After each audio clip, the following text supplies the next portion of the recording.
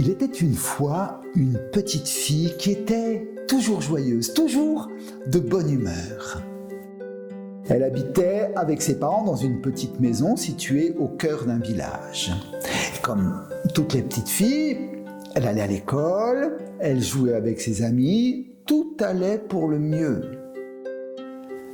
Malheureusement, un jour, sans raison apparente, elle cesse brusquement de manger, de boire et de parler. Elle passe sa journée à serrer contre sa poitrine son doudou.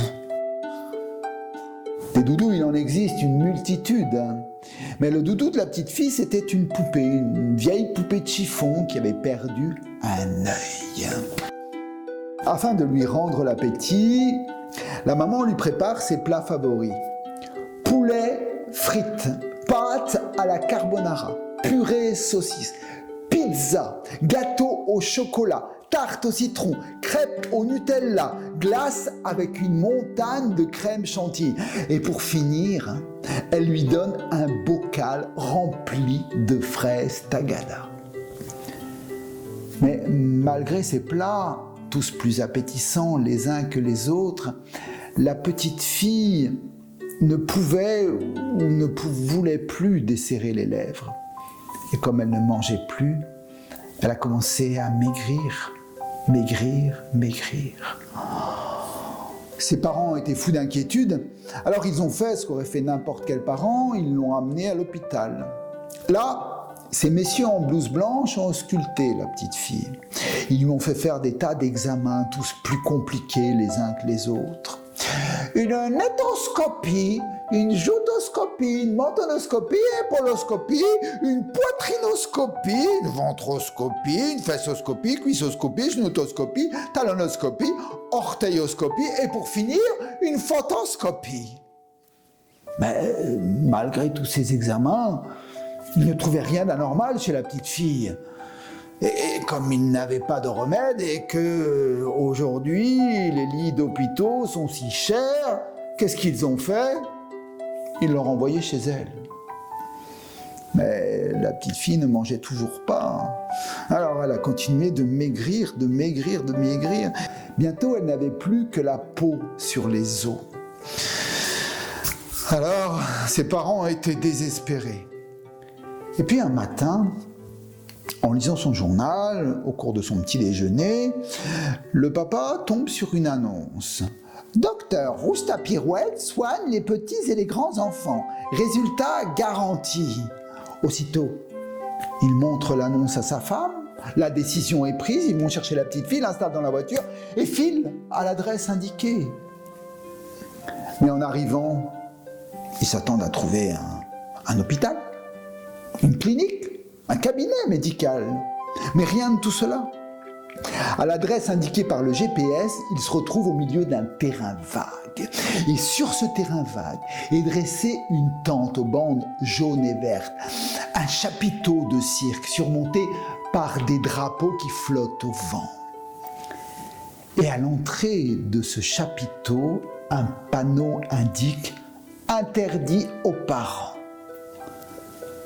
C'est donc toute seule que la petite fille pénètre dans ce chapiteau. Elle est terrifiée, imaginez. Alors elle serre un peu plus son doudou contre sa poitrine. Les gradins sont vides. Seul sur la piste, éclairé par un projecteur, se trouve, derrière un bureau encombré de divers objets, un étrange personnage.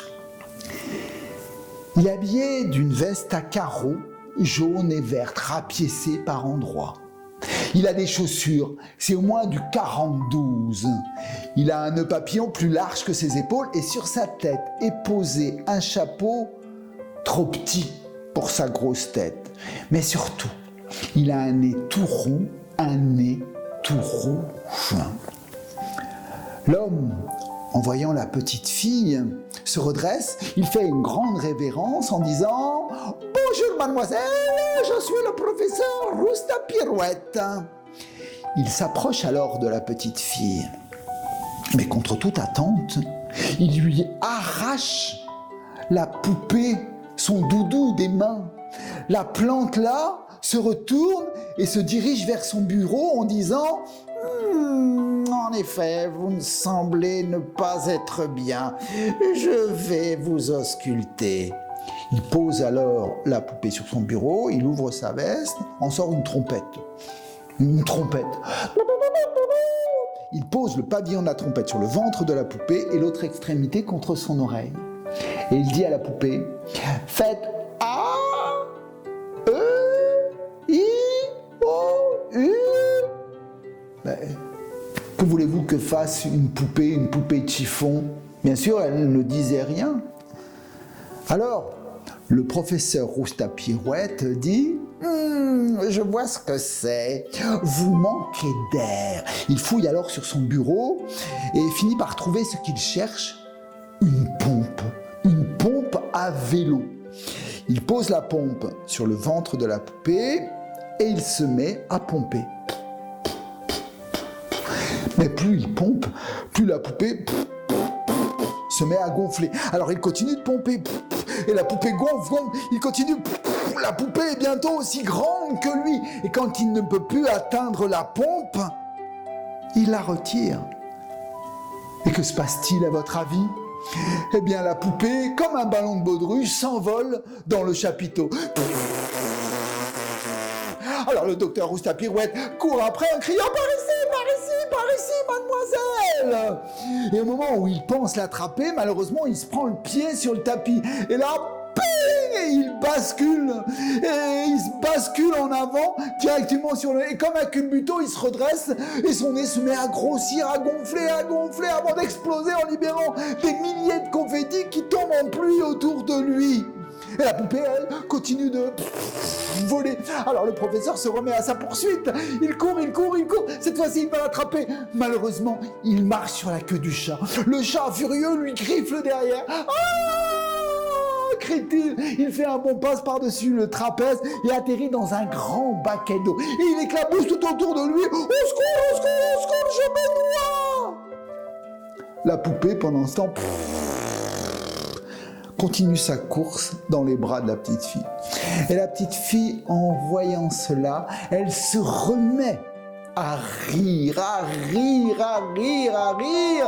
Et à force de rire, elle parvient à expulser un petit objet qui était coincé au fond de sa gorge. Et à partir de là, elle était guérie. Elle s'est remise à manger, à boire, à parler.